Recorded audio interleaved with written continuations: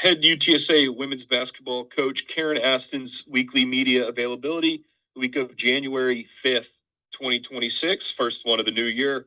Roadrunners coming off American Conference victories over Tulane and Temple. This week they'll take on Charlotte at noon Saturday in the Convo. That's the Salute to Armed Forces and Veterans presented by USAA. Coach, if you could start us off with an opening statement, and then we'll open it up to questions using the raise hand function. I thought that our team showed a lot of resiliency on Saturday. You know, it was a unique day. We played a doubleheader and kind of sat around for the men's game to get over with, and so it was a little bit different than what our normal routine is. And I just thought that we showed a lot of resiliency. It wasn't necessarily our best, showing of the year, but we just seem to be finding a way to, stay together as a team. I think that we're growing. It's probably been the most proud I've been of a group, just from the standpoint of everything just didn't go great, but they just stayed together, and we've really done that in both conference games so far. And we'll just see where we go. Right now, I think we're just a growing basketball team, super young in so many areas. So every time we play a game, it's like they're experiencing something they never have before, and it's fun to watch. It's fun to watch them grow. Sean? Coach, I thought your defense was pretty good on Saturday. I know that's always an area of emphasis for you, but maybe how much more important is that when you have some adversity and you may not know, where the shots are coming from on a given night?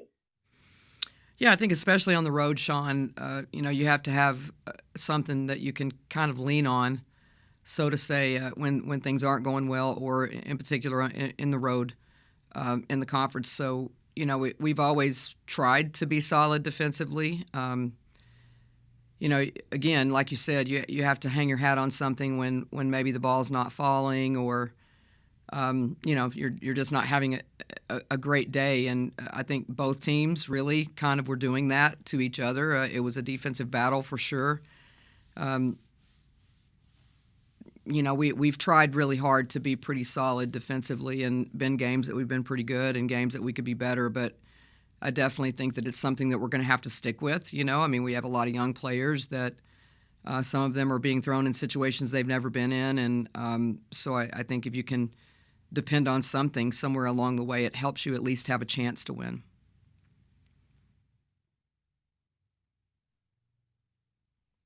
Jerry? Yeah, Coach. Have you had a chance to look at Charlotte to see what they do best? I see they're 8-7. They started off with a couple of wins in conference at home. What do you know about Charlotte? Yeah, I studied as much as I could. I mean, it was a long travel day. We actually didn't land in San Antonio yesterday until 7 a.m. Stayed all night in the Dallas airport, so it was a long trip for both teams. We were both there together, but so I spent as much time as I could yesterday. I'll dive into them really heavily today. But from what I see, they are an enormously improved basketball team, which I expected. Coach Reed is a great coach, and you knew that she wasn't going to be content or happy with where they finished last year, and you can see that by the way they play. They look, I guess, more intentional with how they're doing things, and again, that just comes from probably being in her system for a couple of years. Really solid across the board. Point guard plays really good. They have a lot of bodies. They have a lot of big, strong bodies, so they can sort of throw different looks at you. But what I've seen so far, I'm really impressed with them. Sean? Coach, we talked a lot on here about Cheyenne Rowe, but she's really come up big in conference play, averaging a double-double, career high in rebounds Saturday. What has she meant in these two victories and going forward? She's been a joy, first of all, for all of us to coach, and it's been fun to watch her, like her evolution from where she was when she first got here to the confident leader that she is now, and that's what you hope you see in people's careers, to be honest with you, and we don't get to see that very often. They usually leave. So you don't get to really see the evolution of where they land as a senior and what type of leadership they can give a team. And she's doing that. Like, she's just our sounding board. She's our anchor, so to say.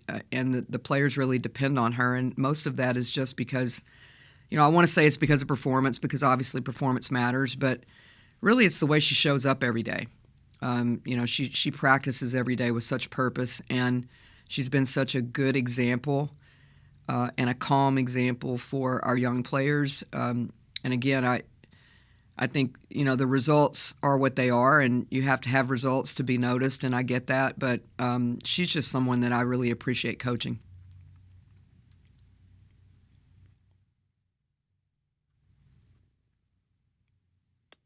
Jerry? Coach, it was good to see Sienna back on the floor the other day. What did you see from her out there? I know she only played 7 minutes, but what do you think about Sienna's conditioning right now, and just the way she's moving around, and what do you expect from her this year as we go forward? She looks like a player that was nervous on Saturday and anxious to get in there. She couldn't wait to take a shot for sure, and she'll never be shy about that. But I think the best part about, really, to be honest with you, anybody that returns to play at this point, it helps us from a depth perspective. I mean, we've been short-handed all year long, so to be able to add a body that understands the system. She's been in it, and she gets what we expect every day.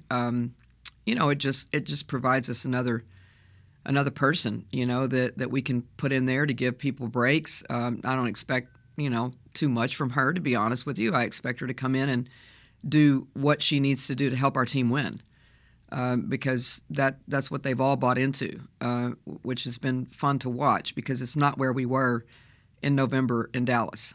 But they've become a group of people that are interested in winning, and they're trying to be a team, and they're trying to do their jobs. And so when you talk about another person going into the fold of our team, that you just want them to have that mindset. Just do your job. Just come in there, and if it's a minute, do your job for a minute. If it's 4 minutes, do your job for 4 minutes. And I hope that she has that type of mindset. She should.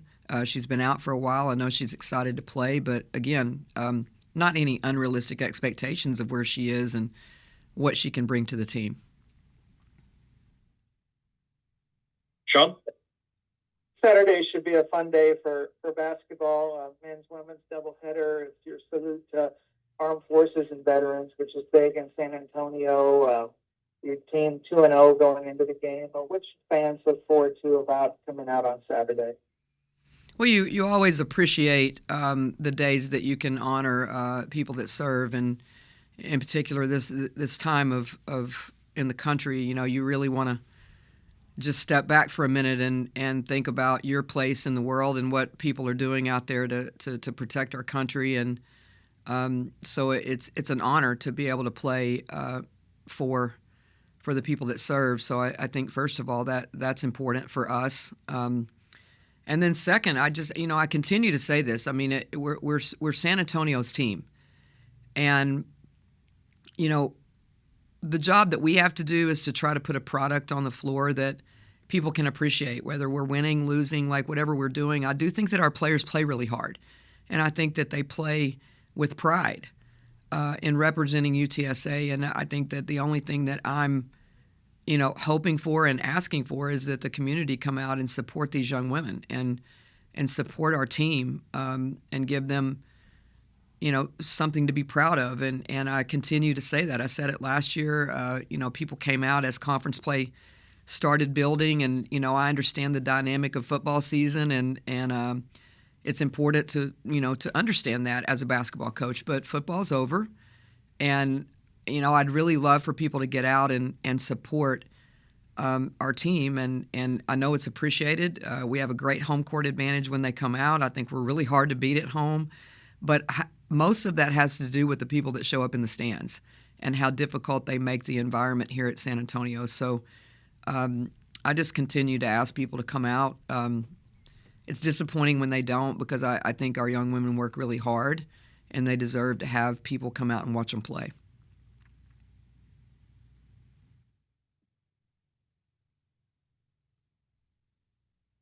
Sean?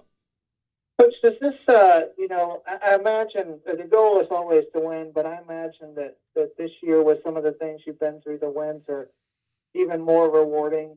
Does this team remind you of any team that you've coached in the past with what they've been through? Huh. I don't think I've been through anything like this, to be honest with you. I haven't had this many season ending, first of all, but then just the adversity that they've been through.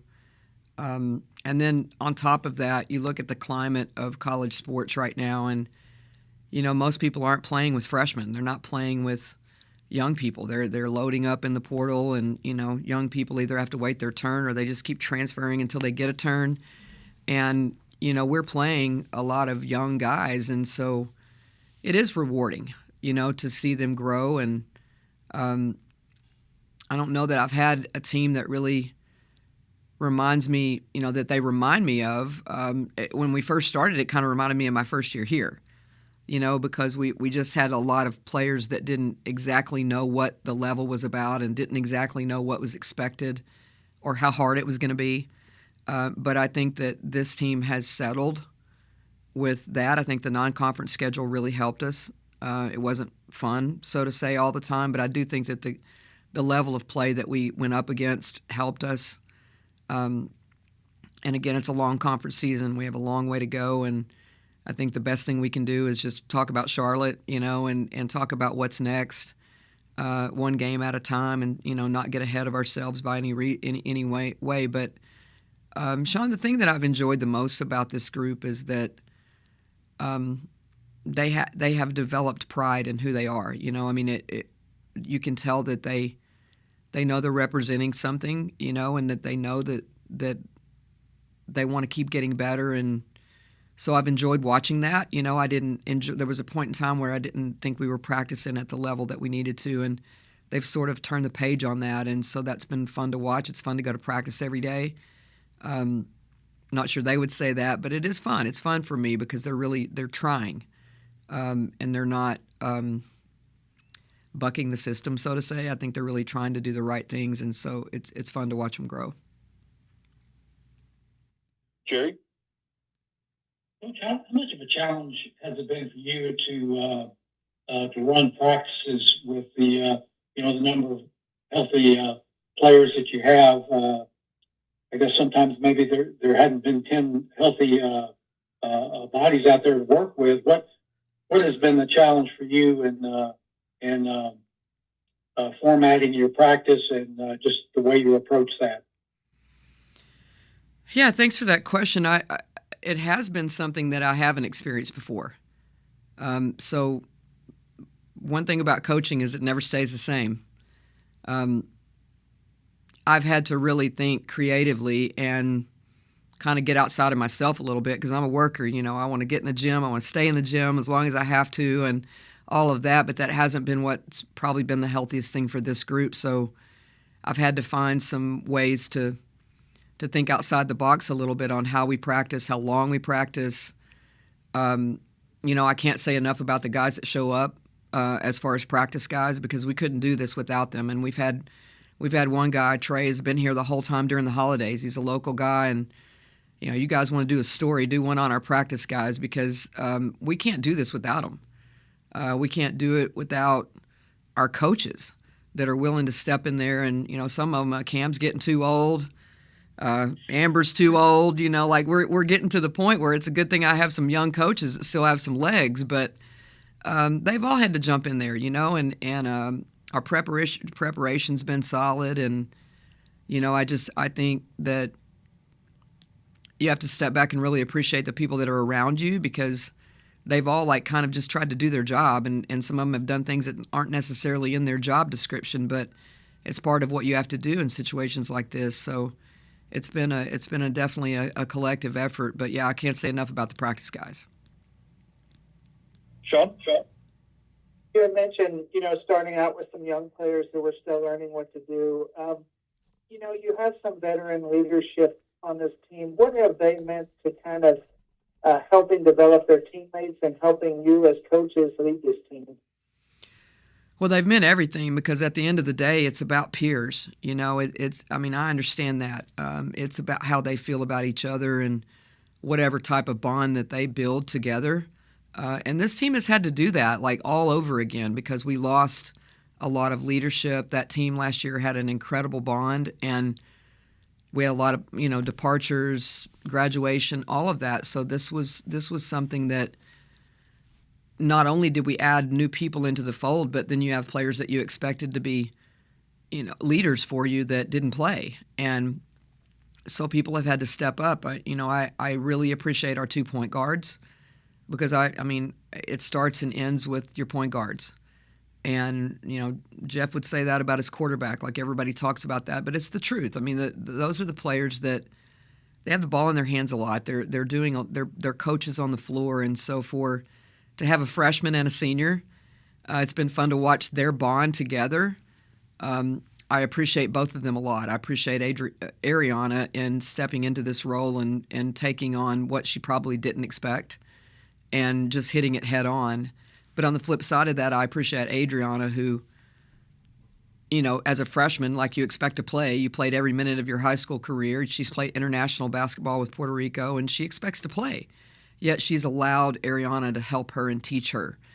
And so it's a nice combination that I've enjoyed watching.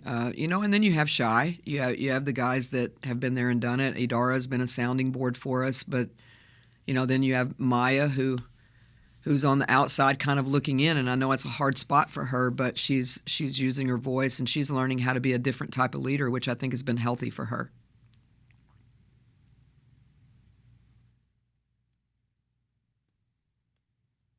All right, that'll wrap things up. Thanks, everybody. And a quick reminder that next week there will not be a Zoom presser due to travel. Thank y'all.